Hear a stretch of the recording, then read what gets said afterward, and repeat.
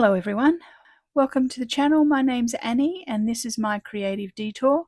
Today I'm making a junk journal.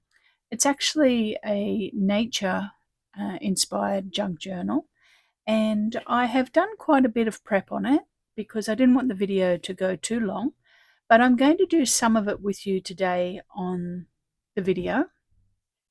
We're going to decorate the front cover on the video, and I also have some footage that I'll flash back to for doing the inserts, so decorating the inserts. At the end, I'll do a little bit of a walkthrough of each page and what I've put in it and how I've decorated it and prepped it ready for it to be used. So while I set up the table, let's start by doing a flashback video of how I decorated this notebook.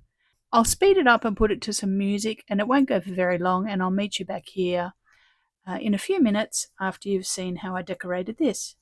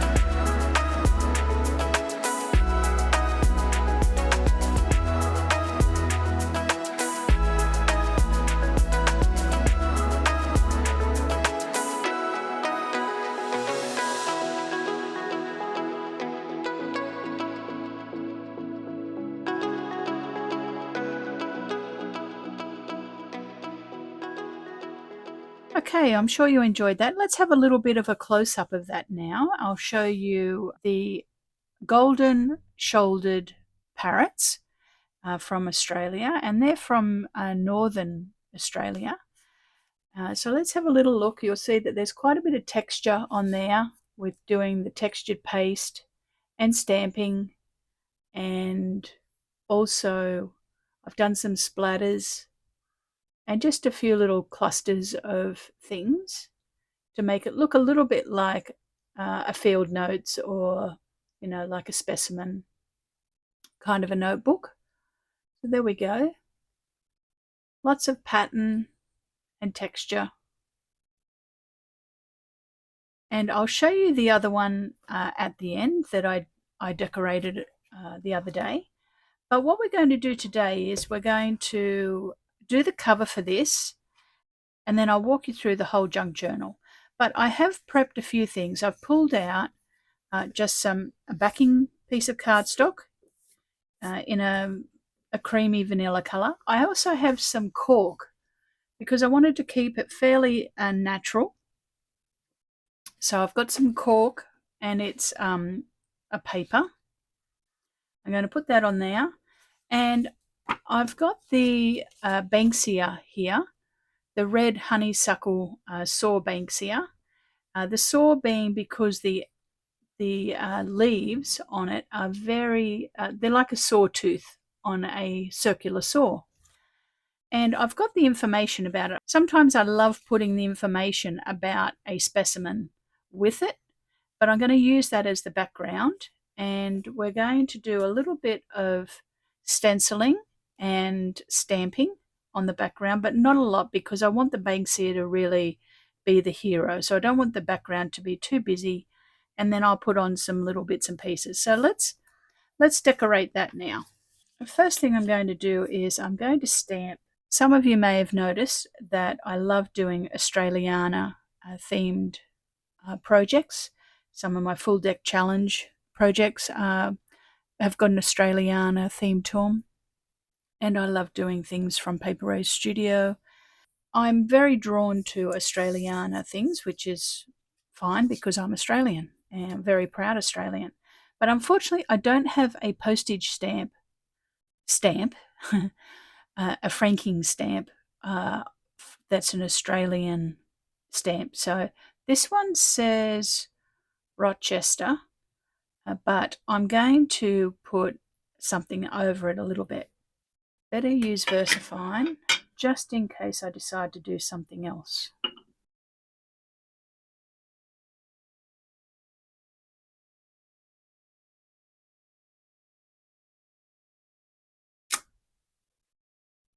It's good. We'll let that dry because I really don't want to smudge that. Okay, I'm just going to put a little bit of gesso on this just to pull it back a bit.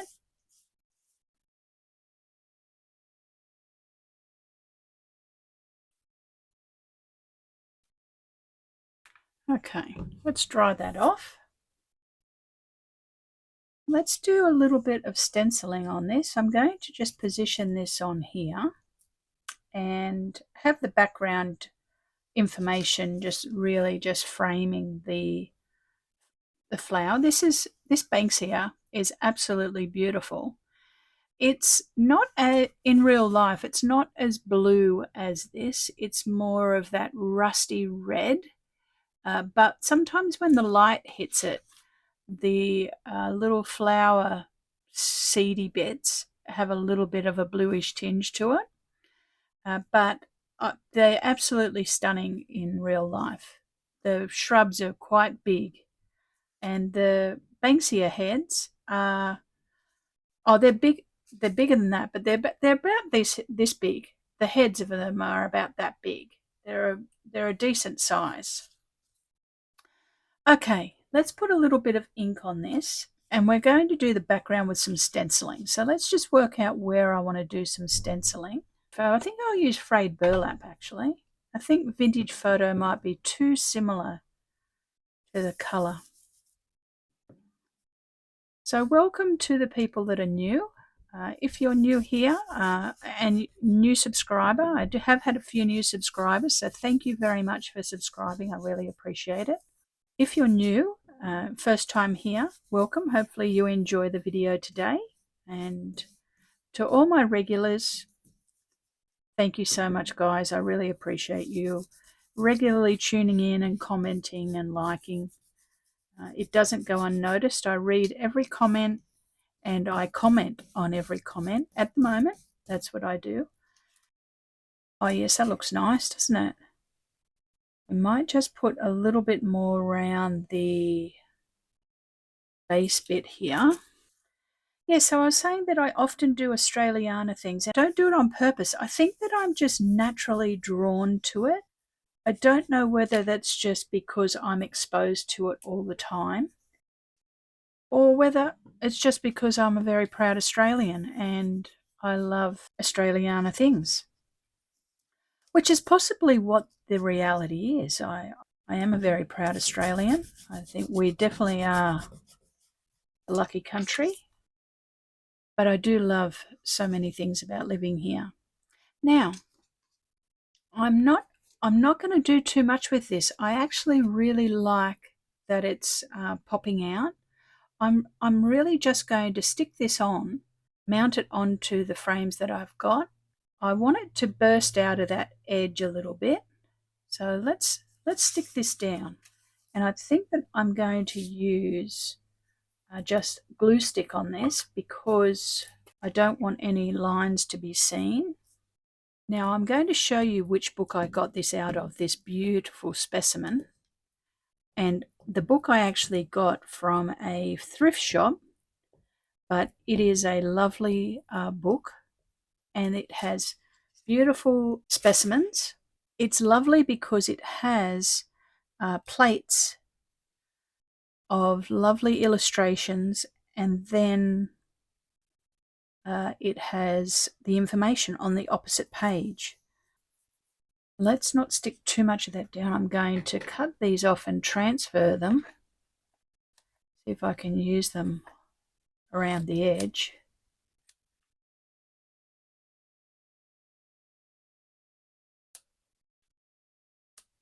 Let's tuck them in.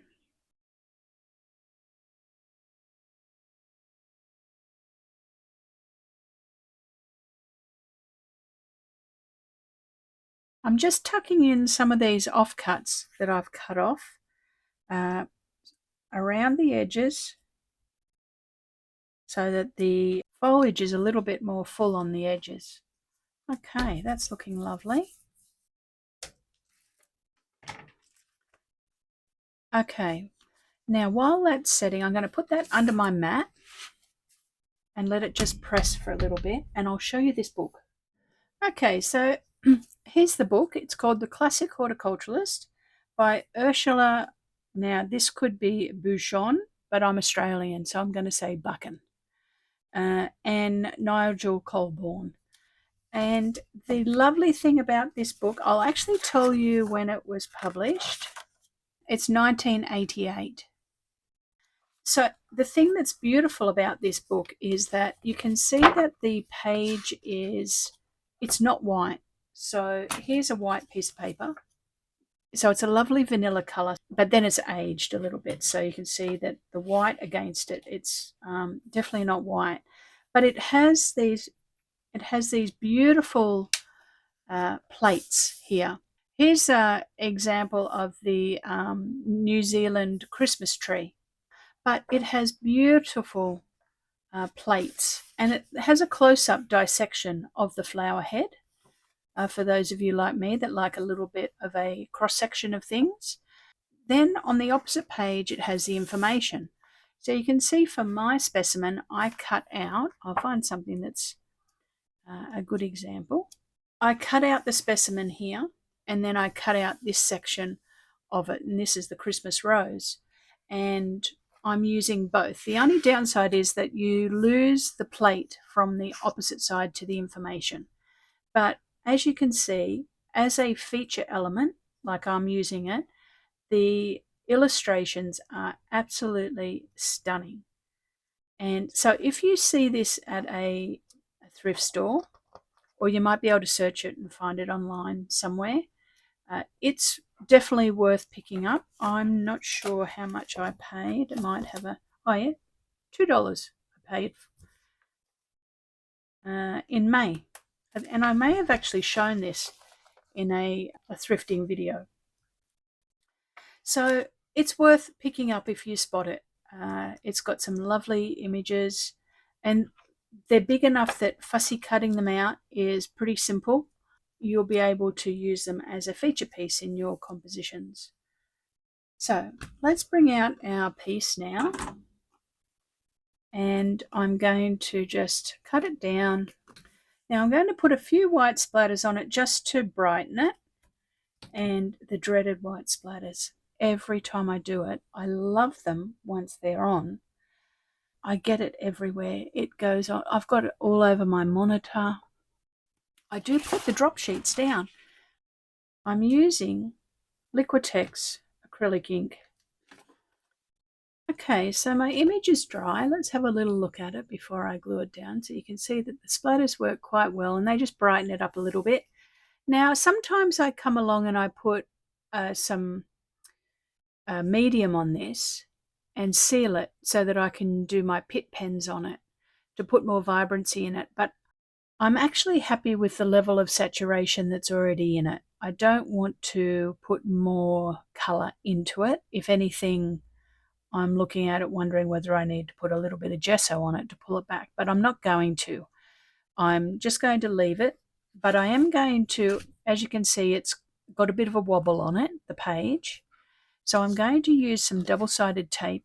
I'm actually going to use it to glue it down. So I'll put this on the back because I want it to adhere everywhere. I don't want it to warp. So I'm just going to use the double-sided tape to glue the image to the cork, and that should hold it fairly stable. I'll probably put a little bit of art glitter glue around the edge just to keep it from peeling up. I don't want any bubbles in it, so I'm just taking my time. A little bit of an offcut here. Yes, so the reason I'm doing a junk journal, to be honest, I got inspired by Liz over at Buttons for Brains. Yes, so the reason I'm doing a junk journal is because I actually have made quite a lot of journals and notebooks and things in the past, but I tend to make them and give them away. I don't make one and keep it for myself. So I decided that I wanted to make one and for myself because now that I've had my surgery and getting better, I said to my husband about us doing some walking and doing some, some little building up, slowly building up our distance, but doing a few trails, bushwalking trails. Sorry, I'm just concentrating, wanting it to go on straight. Yes, so I said to him about us doing some bushwalking trails and maybe finding a few tracks that are not too far in distance initially. That you're walking towards something, whether it's walking towards a lookout or you're walking along a coast. So I just thought to myself, it would be nice to have a journal that I could document where we walked and what we saw along the way, and if I picked up a few dried leaves or I picked up a few specimens of things or took some photos of particular species of birds or, flowers or whatever, or trees, that I had somewhere to put it. So I decided that I was going to put a journal together. So here we are. I've glued that down. I'm happy with that. And I'm going to mount that one onto another piece of cardstock just so that it pops. So then we're going to glue that to the cover of our book. It looks lovely, doesn't it? So I'm going to decorate on the cover. I've got some little bits and pieces to glue on it, but I'm going to glue this on first because it'll be easier to glue this on after I've glued the front on.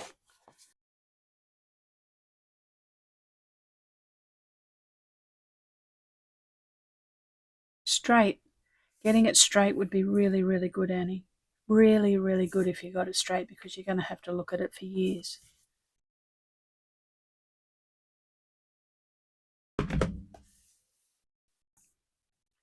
So let's put some of our decorations on.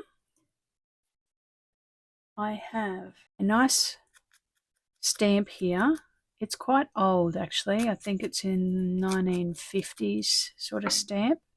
And I just want to pop that on there so that it's covering up the Rochester. so we don't know where the location is. All right, now I've just got a few little things down here that I'm going to group together. This says Big's marking pen. I'm making it look like it's a journal kind of, and your resources for journaling. There we go. I've just made a little cluster of tickets and labels and things. I'm just going to glue that on.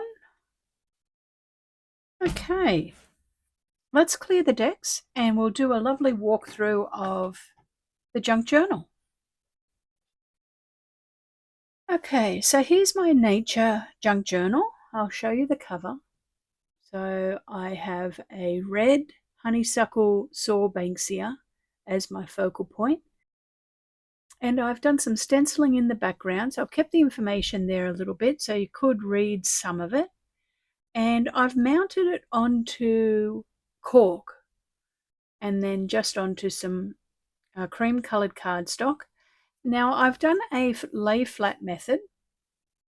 I often make these when I'm making journals or I'm making albums. I'll make a few covers, and I think I have one around here somewhere. Yes, so I have one here. I think I made about 5 of them.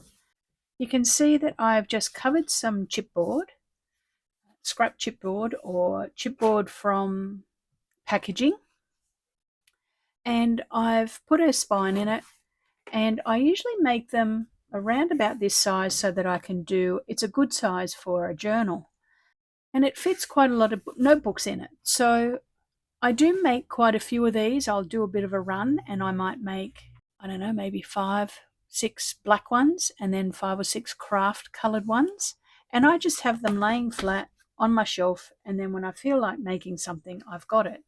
Now I just pulled these out. I'm going to actually, this one I'm actually going to make into a cruising junk journal and use all of the pages from cruises of all of our handouts, and I'm going to make a junk journal out of that in the coming weeks. But I was interested in doing the nature one. Now you can see that it is in a traveler's journal style where it's got the elastic in the middle and it fits in 2 notebooks. And the great thing is that once I have filled up one of my journals, I can just take the journal out. Let's say I decide that this first journal here is going to be all about walks that we do in Queensland, and the next one might be all about walks that we do in New South Wales, for example.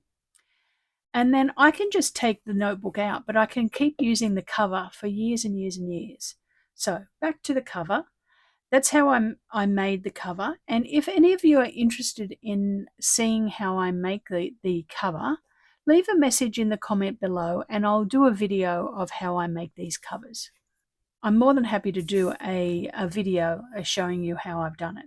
So you can see that on the back I've just covered it with some cork on the side and a little bit of pattern paper. This is from Graphic 45. Pattern paper on the inside is Graphic 45 again. So both the pattern paper on the back and on the inside is Life is Abundant. And you can see that I've put a pocket on the inside and covered it with cork. And, you know, that will be perfect for sliding a few bits and pieces in. So this is one of the bookmarks that I did. I've got a video of these nature bookmarks that I did about 6 weeks ago. So that's on the channel if you'd like to see how I made those. But the first, you can see that we have the same at the back. So essentially I can take these out. There's my cover. And I can keep using this cover for years and years and years and just replace the booklet when I want to. So let's just pop that to the side for the moment. And we'll have a look at our 2 books. So here's the booklet that you saw the video of earlier on. And you can see that I use graphic 45 paper, some book page, and some brown paper. Then I put some gesso onto it, and I did a bit of stamping, and I also put some textured paste on it, and then glued on my heroes. And once again, I didn't put any of my pit pens on the golden shoulder parrots because the color was bright enough. So I didn't need to seal it. I put some splatters on it and then just a little bit of a cluster in the front and back corner. I didn't do the back. I didn't want to over decorate. And then on the inside, I have a tuck spot. I've just stamped a little bit, and then I've stamped a bug on the back, and it's got a tuck spot at the back as well. And then I've put in 12 sheets of mixed paper. So on the middle one, I've actually done some scrapbook paper, and I've put a pocket in those, on both of those. But let's walk our way through. So I have book page, and you can see that I haven't glued everything down because I don't know whether I want things as pockets or whether I will actually do a flip out on this. Where I thought it needed some reinforcement, or where I've joined some pages, so this scrapbook page is joined to a book page, I've actually used some washi tape. And you can see that I've just pulled out some book pages from different botanical books or illustrated dictionaries or from gardening books. Here I've actually done some gesso over the top of a piece of serviette. So I've actually Mod Podged in or decoupaged in some serviette and then put some gesso over it just to fade it into the page, just so not all of the pages are blank. Here we've got some mushrooms, and I've just fussy cut out some mushrooms there. And you can see once again, I haven't glued down this brown paper pocket because I don't know whether I'll want that as a flip out or as a pocket, but if I glue it down, it has to be a pocket. If I just leave it, I can decide down the track. Once again, I cut out some serviette and have just put some, I've just Mod Podged it in and then put some gesso onto it. Here I have some vellum, tracing paper. I've got a fold out of some birds. I've got some sketching paper or watercolor paper. And then I've got some nice illustrations. I might color them, or I might put some images of birds or something in, whatever. Cover them up completely. And then we're in the middle again. And then we have some mushrooms, a little bit more tissue paper that's just glued on, and Mod Podged drawing paper, the other side of the birds, the tracing paper, some nice images, some mushrooms again, scrapbook paper, some nests. This is actually an illustrated dictionary page. I've just Mod Podged on some serviette again and put a bit of gesso over it to pull it back. And there we go, we're at the back with a lovely illustration. So there's that notebook. Now let's have a little look at the other one. So this was the first one, and I actually did put some pit pens on this because the green and the yellow of the flower were quite insipid.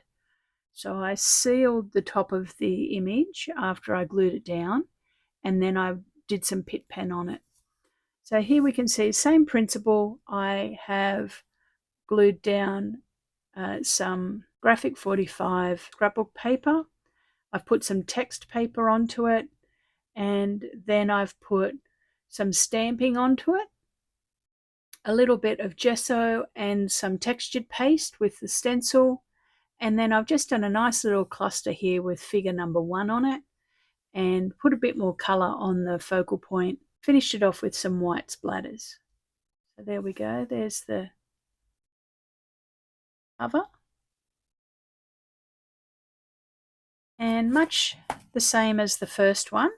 I've got a tuck spot here, and then I've just done a little bit of stamping on the craft paper. Some nice plates with some florals on.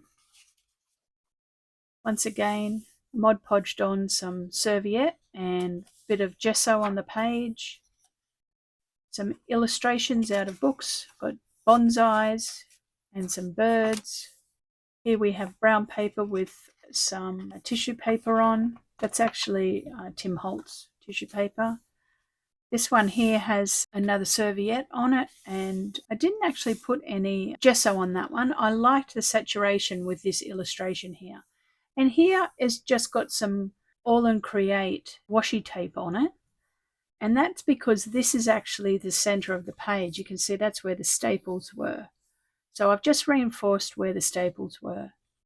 And we have some birds, scrapbook paper, some tracing paper, some more images. Once again, I've reinforced where the staples were, some sketching or drawing paper, and then we have the center. And you can see that I've made these booklets with the 3-hole pamphlet stitch method. So if you search 3-hole pamphlet stitch method to make notebooks, there's lots of videos out there showing you how to do that, and it's super easy. This one's got a pocket, some more Tim Holtz tissue paper,